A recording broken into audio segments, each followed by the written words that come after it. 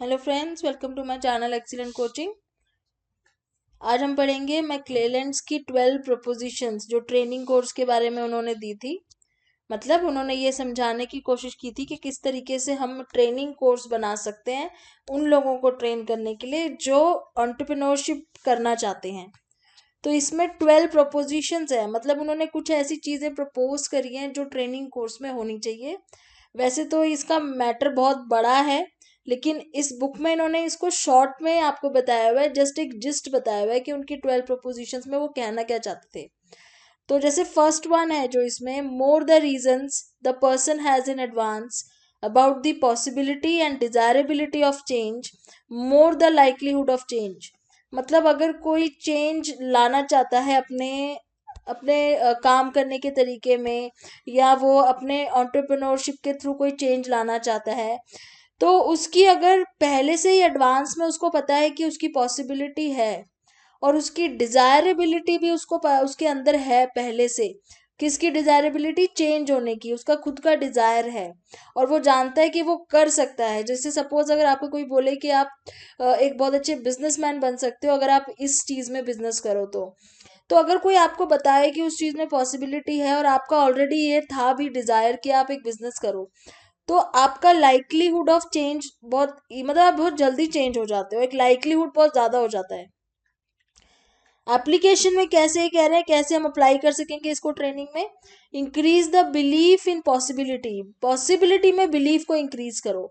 आपको पहले ही पता है कि पॉसिबिलिटी है उस चीज की, लेकिन अगर कोई आके आपका मेंटर या आपका जो ट्रेनर है वो आपको ये बताए कि ऑब्वियसली 100% पॉसिबिलिटी है, वो आपका बिलीफ इंक्रीज कर दे और डिजायरेबिलिटी और इंक्रीज कर दे। कैसे करेगा? ऑब्वियसली आप उससे प्रूफ मांगोगे, तो वो एविडेंस के तरह आपको पुरानी रिसर्च फाइंडिंग्स दिखाएगा। वो दिखाएगा कि पुराने, देखो पहले पिछले, आपसे पहले कितने सारे लोगों ने ऐसे किया हुआ है, रिसर्च फाइंडिंग्स दिखाएगा। उससे आपकी अचीवमेंट, मोटिवेशन और उनकी जो रिसर्च फाइंडिंग में पता चलेगा कि कैसे उनकी सक्सेस और उनके अंदर की अचीवमेंट, मोटिवेशन का आपस में रिलेशन था, ताकि आप अपने अंदर भी ये चीज़ों को डेवलप कर सको। तो ये हो गया फर्स्ट प्रोपोजिशन। दूसरा प्रोपोजिशन ये कह रहा है कि if you rationally explore how a motive is consistent with demands of reality, that motive increases। आपका जो भी मोटिव है, जिस इंटेंशन से भी आप अपना काम करना चाहते हो, अपना एंटरप्रेन्योरशिप का काम, कोई भी ऐसा काम जो आप फ्यूचर में करना चाहते हो, अगर आप उसको रैशनली देखोगे कि डिमांड्स ऑफ रियलिटी से वो कितना कंसिस्टेंट है, मतलब रियलिटी की क्या डिमांड है। सपोज मैं एग्जांपल आपको आजकल के टाइम के हिसाब से देके समझा रही हूँ। जैसे आपका पहले से ही मोटिव था कि आप मास्क बना के बेचना चाहते हो, और आपने देखा कि आजकल की डिमांड भी ऐसी है कि अगर हम मास्क बनाएंगे तो वो बहुत ज़्यादा डिमांड में है, तो वो जल्दी बिकेंगे, तो उससे आपका मोटिव और बढ़ जाता है। एप्लीकेशन कैसे होगी इसकी ट्रेनिंग कोर्स में? इंडिविजुअल काउंसलिंग से, क्योंकि जो आपके ट्रेनर्स होंगे वो आपको समझाएंगे, आपकी काउंसलिंग करेंगे, आपकी रैशनैलिटी एक्सप्लोर करेंगे कि आपके आइडियाज़ में क्या रैशनैलिटी है। क्योंकि कई बार हम ऐसे आइडियाज़ लेके बैठे होते हैं जो रैशनली पॉसिबल नहीं होते हैं, या हम उसको करना तो चाहते हैं लेकिन वो डिमांड, रियलिटी से, उसकी डिमांड से नहीं कंसिस्टेंट होते। तो आपको ट्रेनर जो है वो आपको काउंसलिंग करेगा, ठीक है। थर्ड पॉइंट है, the more a person clearly conceptualises the motive to be acquired, the more likely it is that he or she will employ the motive. तीसरी चीज ये है कि आप जब तक उसको क्लियरली कॉन्सेप्चुलाइज नहीं करोगे, क्लियरली आप उसको समझोगे नहीं अपने मोटिव को, आप करना क्या चाहते हो। जैसे बहुत बारी शुरुआत में ऐसा होता है, आप अगर बिजनेस खोलना चाहते हो तो आपको शुरू में यही नहीं समझ आता कि मैं करूं क्या।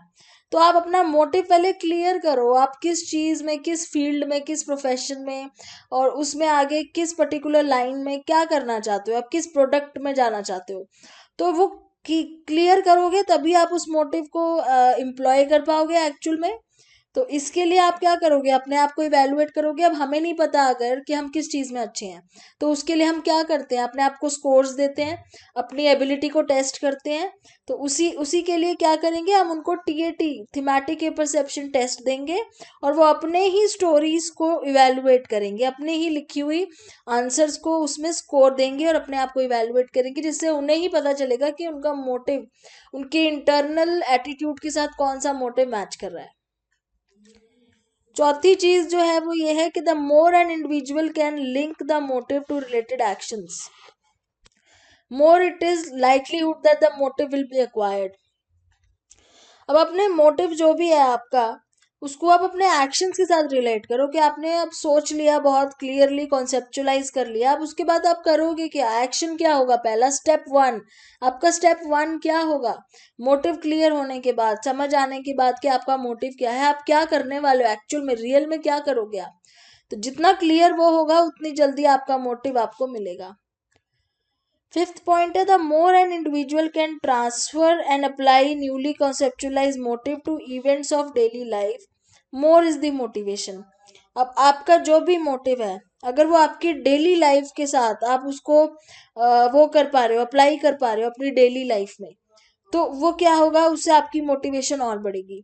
आप डेली अपने गोल की तरफ धीरे धीरे बढ़ते जा रहे हो, रोज का रूटीन में आप कोई ना कोई ऐसी चीज कर रहे हो जो आपको अपने गोल की तरफ लेके जा रहा है, तो उससे आपकी मोटिवेशन और ज्यादा बढ़ेगी। एप्लीकेशन 4 और 5 की एप्लीकेशन क्या है, the emphasis here is on linking thought process to actions. दोनों में ही कह रहे हैं कि जो आप सोच रहे हो ना उसको एक्शन से लिंक करो कि उसको आप एक्चुअल में क्या करोगे। तो पार्टिसिपेंट्स को यहाँ पे बिजनेस गेम्स खेलने के लिए इन्वॉल्व किया जाता है और पुरानी केस स्टडीज को एनालाइज किया जाता है, जिससे वो अपने आइडियाज को देख सकते हैं वो एवरीडे लाइफ में कैसे अप्लाई कर पाएंगे अपने आइडियाज को। Then sixth proposition, if a motive improves a person's self image, the motive strength increases। और ये बहुत ही सिंपल सी बात है कि आपका कोई ऐसा मोटिव है जिससे आपकी खुद की सेल्फ इमेज भी इंक्रीज होती है, अपने आप के बारे में भी आप आगे से बेटर सोचते हो, अपने आप को एक बेटर जगह पे देखते हो, तो ही आपका मोटिव भी इंक्रीज होगा। अगर आपको लगता है कि जो आपका मोटिव है उसकी वजह से आप एक अच्छी जगह पहुंच जाओगे, जहां अब हो उससे बेटर हो जाओगे, तो आपकी अपनी पर्सनल सेल्फ इमेज बढ़ जाएगी, तो आपका मोटिव की स्ट्रेंथ भी बढ़ेगी उससे। एप्लीकेशन में कह रहे हैं जैसे कॉग्निटिव रीस्ट्रक्चरिंग का मेथड यूज कर सकते हैं, जिसमें ट्रेनर क्या कर सकता है, एक्सप्लेन कर सकता है कि कैसे एक एंटरप्रेन्योरियल सक्सेस से लोगों के अंदर प्रेस्टीज और हैप्पीनेस आती है। तो उससे क्या होगा, आपको और ज्यादा मोटिवेशन होगी कि अगर मैं एक सक्सेसफुल एंटरप्रेन्योर बनूंगा तो उसको मैं हैप्पी नहीं होऊंगा, मेरा प्रेस्टीज भी बढ़ेगा उससे। Seventh, if the motive is consistent with the dominant cultural value, the motive is more likely to be acquired. तो जो भी, जैसे अगर इंडिया की बात कर रहे हैं, अगर आपका मोटिव उस कल्चरल वैल्यू के साथ साथ ही चल रहा है, उसको ब्रेक नहीं कर रहा है, आप इंडिया में ही रहते हो, आपको इंडियन कल्चरल वैल्यूज को साथ में लेते हुए ही चलना है, तो अगर आप जो भी आपका मोटिव है वो यहाँ की कल्चरल वैल्यूज के साथ कंसिस्टेंट है, ना वो उसको डोमिनेट करेगा ना वो उसको कॉन्ट्रडिक्ट करेगा, उसके अकॉर्डिंग होगा, तो वो जल्दी एक्वायर कर पाओगे, आप इजीली एक्वायर कर पाओगे। अगर मोटिव कॉन्ट्रडिक्टरी होगा तो आपको बहुत मुश्किलें आ सकती हैं उसको एक्वायर करने में। तो इस केस में ग्रुप डिस्कशंस कर सकते हैं नीड फॉर अचीवमेंट में के बारे में, और कैसे नीड फॉर अचीवमेंट जो है वो कंसिस्टेंट होता है हमारे फोकलोर्स के साथ, रिलीजियस बुक्स के साथ एंड कल्चरल वैल्यूज के साथ। तो जो भी चीजें हम कल्चरल वैल्यूज के थ्रू सीखते हैं, जैसे धर्म का कॉन्सेप्ट हो गया, कर्मा का कॉन्सेप्ट हो गया, जो भी हमने सीखा है अपनी कल्चरल बुक से, रिलीजियस बुक से, कि हमें क्या करना चाहिए और क्या नहीं करना चाहिए, अगर उसी हिसाब से हम अपने मोटिव को भी रखेंगे तो हमें उसको एक्वायर करने में थोड़ा सा इजी हो जाएगा। 8 point, if an individual commits herself to achieving specific goals related to the motive, there is an increased likelihood of the motive affecting her thoughts and actions in future। अब जैसे आप कभी कभी अपने गोल के साथ कमिटमेंट करते हो अपनी खुद की, आपने कमिट कर लिया कि मुझे एग्जाम क्लियर करना ही है इस साल, तो आपके फ्यूचर एक्शंस और थॉट्स उसी के साथ कंसिस्टेंट हो जाते हैं, फिर आप जो भी करते हो उसके बाद वो अपने गोल की तरफ पहुंचने के लिए करते हो, या जो भी सोचते हो अपने गोल की तरफ पहुंचने के लिए सोचते हो। तो इसीलिए वहां पे ट्रेनिंग के टाइम पे पब्लिक कमिटमेंट करानी चाहिए। कह रहे हैं कि जब ट्रेनिंग कर रहे हो तो पार्टिसिपेंट्स को बोला जाए कि वो पब्लिकली कमिट करें कि उनके क्या स्पेसिफिक गोल्स हैं जो वो अपनी ट्रेनिंग पीरियड के बाद अचीव करना चाहेंगे। और पब्लिकली कमेंट करने की बात इसलिए हो रही है क्योंकि जब हम पब्लिक कमिटमेंट करते हैं तो हम उसे अचीव करने की पूरी कोशिश करते हैं, क्योंकि वो हमने सबके सामने कमिट कर दिया है। Next 9th point, motive change is more likely to occur if the person gets regular feedback on the progress made towards the goal. अब ऑब्वियस सी बात है, अगर आपको डेली एक फीडबैक मिलता रहे कि आज जो किया आपने उसका ये प्रोग्रेस हुई है, उससे कल जो आपने पढ़ा उससे आपकी ये प्रोग्रेस हुई है, ऐसे आपको फीडबैक अगर मिलता रहे तो आप जो है और ज़्यादा मोटिवेट हो गए आगे आगे बढ़ने के लिए. सो एप्लीकेशन में क्या लिखा है, participants are trained in methods of measuring how well they are doing. अब जैसे आपको अगर ये फीडबैक रोज चाहिए कि आप जो पढ़ रहे हो उससे आपका कितना बेनिफिट हो रहा है डेली, तो आप अपने आप को डेली टेस्ट करोगे, अपनी परफॉर्मेंस को डेली मेजर करोगे, और वही चीज़ ट्रेनिंग में भी सिखा सकते हैं कि वो अपने डेली जो भी वो एक्शंस ले रहे हैं उसको कैसे मेजर कर सकते हैं. 10th point, the course trainer should assume a warm and non-directive and accepting role. Non directive मतलब वो किसी जो ट्रेनर है वो वहां पे उसको मतलब जो पार्टिसिपेंट्स है उनको ऑर्डर नहीं करेगा कि उन्होंने क्या करना है, वो उनके साथ बहुत ही वार्म एंड एक्सेप्टिंग तरीके से बिहेव करेगा. एक्सेप्टिंग मतलब उनके आइडियाज सुनेगा, उनकी गलतियां सुनेगा, उनकी मिस्टेक्स को एक्सेप्ट करेगा, उन्हें सुधारने के लिए सजेशंस देगा, लीड करेगा डिस्कशंस को, इंफॉर्मेशन प्रेजेंट करेगा पार्टिसिपेंट्स के लिए, पार्टिसिपेंट्स को एक एक्सप्लोर करने का मौका देगा अपने आप को. ये नहीं कि उनको डांट देगा या उनको बहुत ही नेगेटिवली उनको रिप्लाई करेगा या उनको ऑर्डर देगा कि उन्हें क्या करना है. 11th proposition, effective factors are important in increasing motivation. Emotional confrontation helps an individual to clear her thought process. तो अफेक्टिव फैक्टर्स यानी कि आपकी इमोशंस आपकी मोटिवेशन को इंक्रीज करने में बहुत हेल्पफुल होती हैं. अगर हम किसी चीज़ के साथ इमोशनली अटैच हो जाएं तो हमारी मोटिवेशन का अलग ही लेवल हो जाता है. तो उसके अपने आप की इमोशंस के साथ कन्फ्रंट करना ज़रूरी है. एप्लीकेशन कैसे होगी इसकी ट्रेनिंग में, participants are given the course in retreat settings. मतलब उनको बोल दिया जाएगा कि जो आपने करना है उसके बारे में पहले आप आराम से बैठ के सोचो. By this emotional and personal confrontation is encouraged. मतलब अपने आप अकेले बैठ के, जैसे बोला जाता है कि आप ये नोटबुक और पेन ले लो, एक जगह अकेले बैठ जाओ और खुद से अपने आप के बारे में, अपने काम के बारे में, अपने गोल्स के बारे में सोचो. बैठ के अपने आप से बात करो, इंट्रोस्पेक्ट करो. तो helps the individual in introspection. तो हमें पहले इंट्रोस्पेक्शन करनी पड़ती है कि हमारे गोल क्या हैं, हम भी क्यों वो गोल सेलेक्ट किए हैं, उस गोल को पूरा करने के लिए हमें क्या करना पड़ेगा, उसके क्या बेनिफिट्स हैं, क्या उसके लॉसेस हैं, और किस तरीके से हमारा स्टेप्स प्रोसीजर होगा उस तक पहुंचने के लिए. ये सारी चीजें हमें अपने आप करनी होती हैं. 12th प्रोपोजिशन है इमोशनल ग्रुप सपोर्ट एनहांस. अब यहाँ पे ग्रुप सपोर्ट की बात हो रही है कि अगर आपके छोटे छोटे, जैसे हमने सेल्फ हेल्प ग्रुप की बात की थी, उस तरीके से ग्रुप्स बना दिए जाए तो वो आपस में एक दूसरे को एनकरेज करेंगे. So emotional group supports are fostered by encouraging the participants to participate in group activities. तो ग्रुप एक्टिविटीज करवाई जाएगी ट्रेनिंग कोर्सेज में ताकि वो एक ग्रुप सपोर्ट डेवलप हो पाए, जैसे होता है सेल्फ हेल्प ग्रुप में जहाँ पे एंटरप्रेन्योरियल एक्टिविटीज को एम्फेसाइज किया जाएगा. तो ये 12 प्रपोजिशंस थे मैक्लेलन के, जो वो चाहते थे कि जब भी एंटरप्रेन्योरशिप की ट्रेनिंग दी जाए तो उसमें ये प्रपोजिशंस इंक्लूड किए जाएं.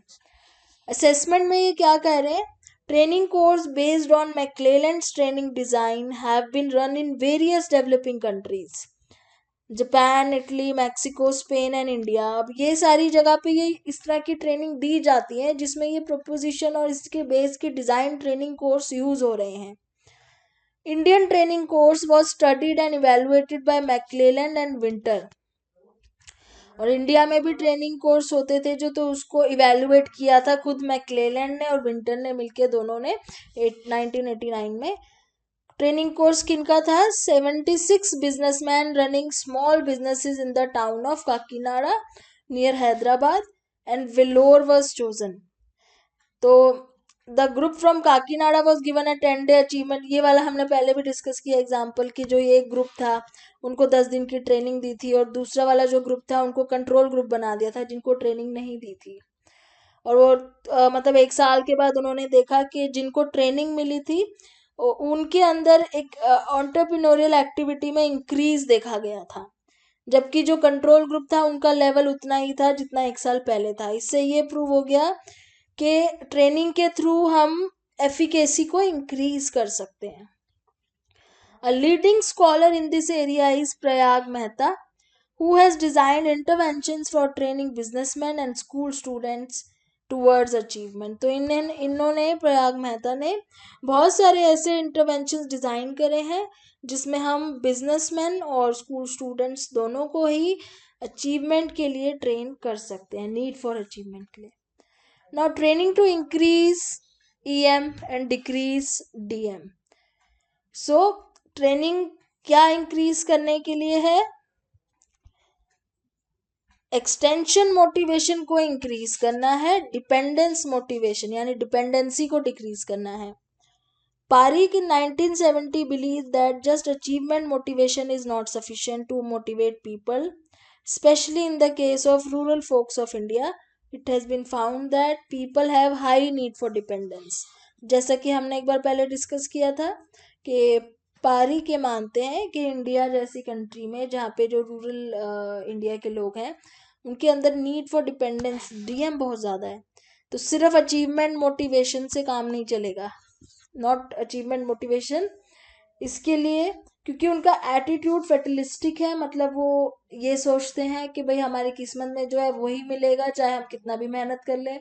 उनके अंदर पावरलेसनेस है, अनरियलिस्टिक एक्सपेक्टेशंस है, जो कि एंटरप्रेन्योरियल बिहेवियर के एकदम उल्टा है, जिससे इकोनॉमिक डेवलप नहीं हो पाते वो लोग इकोनॉमिकली. सो पारिक ये बोलते हैं कि उनको ना एक्सटेंशन मोटिवेशन के लिए भी ट्रेन करना जरूरी है, जिससे उनकी डिपेंडेंसी कम हो जाएगी. For this his propose training programs are discuss in.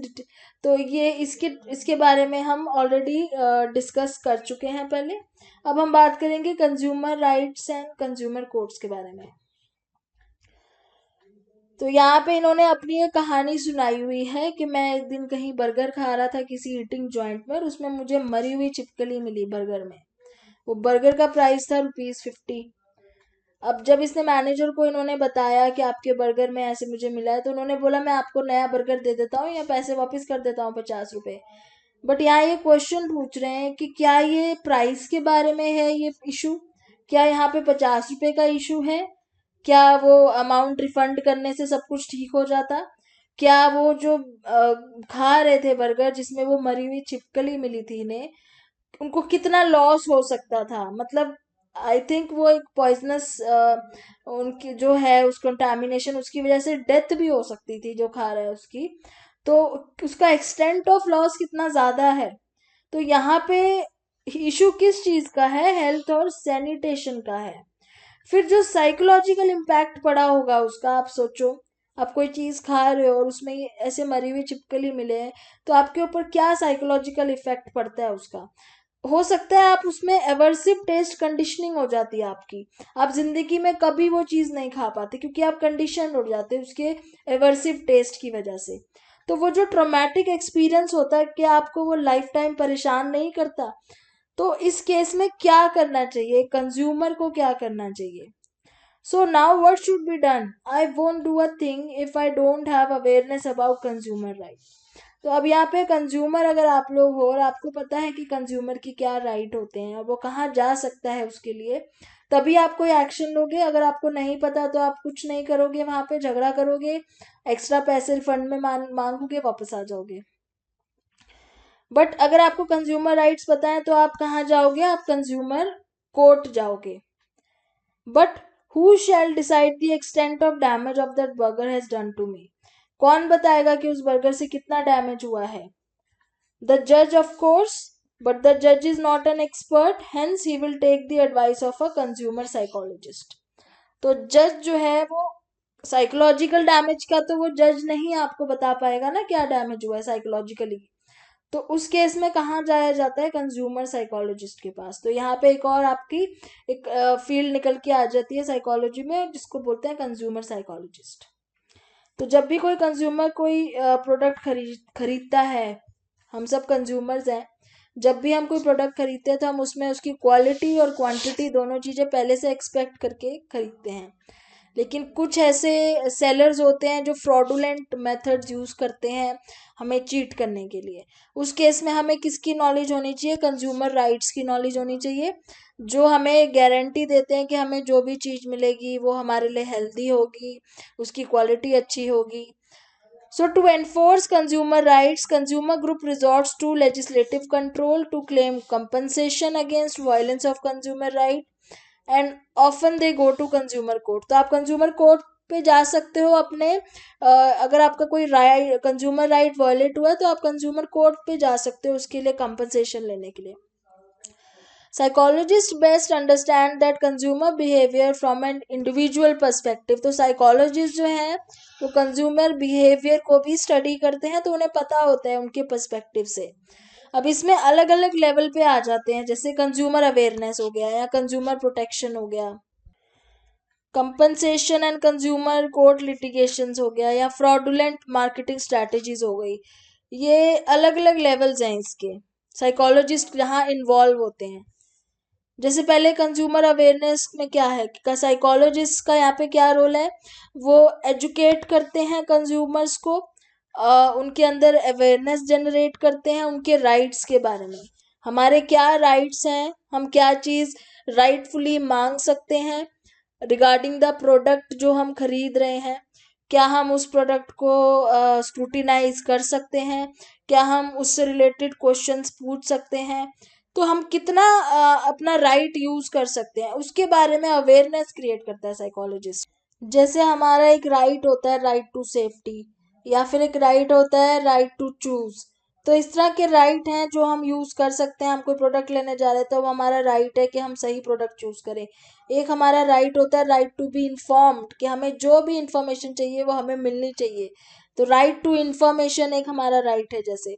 तो ये राइट्स हमें पता होंगे तभी तो हम एक्चुअली उसको यूज कर पाएंगे.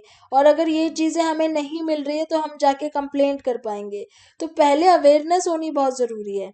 Some psychologists have investigated a shopper's ability to identify ingredients printed on the food packages at a purely perceptual level and have reported how size and clarity of the print affects right to information of consumer. This is an increasing trend among consumer psychologists to research into the abuse of consumer trust by sellers. मतलब ये कह रहे हैं कि जैसे आप कोई product लेने जाते हो तो उसके आपने लेबल देखा होगा कि उसमें कभी कभी इंफॉर्मेशन बहुत ज़्यादा मिसप्रिंट होती है, या कई बार वो इंफॉर्मेशन इतनी छोटी लिखी होती है, उसके फॉन्ट इतने छोटे होते हैं कि वो अनरीडेबल होती है, या कई बार वो मिटी हुई हो जाती है. तो इस तरीके से कंज्यूमर्स को ताकि वो इंफॉर्मेशन ना मिल पाए जिससे सेलर्स का कोई लॉस है, जिसमें कंज्यूमर वो प्रोडक्ट ना खरीदे जिसे पढ़ के, उसको छुपाने की कोशिश करी जाती है, जो साइकोलॉजिस्ट आजकल बहुत ज़्यादा जिसके ऊपर अभी भी मतलब स्टडी कर रहे हैं. सेकंड चीज आ जाती है consumer protection. The consumer protection movement refers to the collective action by consumer groups to pressurize government for better regulation. तो कंज्यूमर प्रोटेक्शन मूवमेंट करते हैं जब सारे कंज्यूमर्स एक साथ मिलकर प्रोटेस्ट करते हैं. तो इस तरह की मूवमेंट्स में कंज्यूमर साइकोलॉजिस्ट हेल्प करते हैं कि किस तरीके से नई पॉलिसीज आए, किस तरीके से मार्केटिंग या प्रोडक्ट की जो चीज़ वो है, जो प्रोडक्ट्स हैं उनको उनको बेटर बनाया जा सकता है. तो यहाँ पे consumer perception of the product minus what the product actually delivers, ये वाला गैप है जो फिल करना है कि हम क्या परसेप्शन है हमारी प्रोडक्ट को लेके. हम सोचते हैं कोई चीज़ ले रहे हैं तो इसमें ये होगा उसमें वो होगा और उसमें इसको खाने से ये बेनिफिट मिलेगा, लेकिन एक्चुअली में उसमें कुछ और होता है. तो वो जो गैप है ना उसको फुलफिल करना, उसको मतलब उसको मिटाना है, फिल करना है. The gap between consumer perception and product quality is used as an evidence for lobbying for legislation to restrict the fraud caused by producer. तो यही गैप है जिसको यूज करते हैं सारे. और जैसे सारे कंज्यूमर्स ने कहीं से कुछ प्रोडक्ट खरीदा, उन सबको उनके उसके अंदर कुछ कमी मिली है, तो वो सारे मिलके उसको लेके जाएंगे कंज्यूमर कोर्ट में और उसके फ्रॉड के अगेंस्ट लड़ेंगे. और कुछ कंज्यूमर साइकोलॉजिस्ट प्रोडक्ट की एर्गोनॉमिक्स भी पढ़ते हैं. जैसे कार है, बैठने में कितनी सेफ है, कितनी कंफर्टेबल है, चलाने में कितनी सेफ है, लेकिन क्या उसमें कंज्यूमर ह्यूमन फैक्टर्स का ध्यान रखा गया है कि नहीं. तो ये सब चीज़ें, क्या उसको उसमें एक्सीडेंट्स होने के चांसेस कितने हैं कितने नहीं हैं, तो ये सारी चीज़ें एर्गोनॉमिक्स में आ जाती हैं. तो इसमें भी कंज्यूमर साइकोलॉजिस्ट इन्वॉल्व होते हैं. तीसरा पॉइंट है consumer court litigation. What if the consumer rights are violated by the seller? The consumer goes to the court for compensation. कई बार क्या होता है कि the extent of damage to the consumer is qualitative. जब quantity में damage नहीं हो रहा है, क्वालिटेटिव हो रहा है, मतलब आप ये नहीं कह सकते कि मेरा इतने पैसों का नुकसान हो गया, आपका क्वालिटी में डैमेज है. आपको जैसे वो हमने बर्गर वाला देखा था, उसमें पैसों का कोई नुकसान नहीं था, बट वो जो उसका डैमेज था वो क्वालिटेटिव डैमेज था, उसकी क्वालिटी की वजह से था. तो उस केस में जज क्या करता है, साइकोलॉजिस्ट की हेल्प लेता है.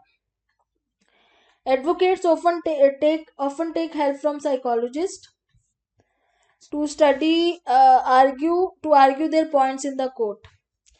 नेक्स्ट है फ्रॉडुलेंट मार्केटिंग स्ट्रैटेजीज. तो गलत मार्केटिंग स्ट्रैटेजीज यूज करी जाती है उनको समझने के लिए, कंज्यूमर के डिसीजन मेकिंग प्रोसेस को समझने के लिए.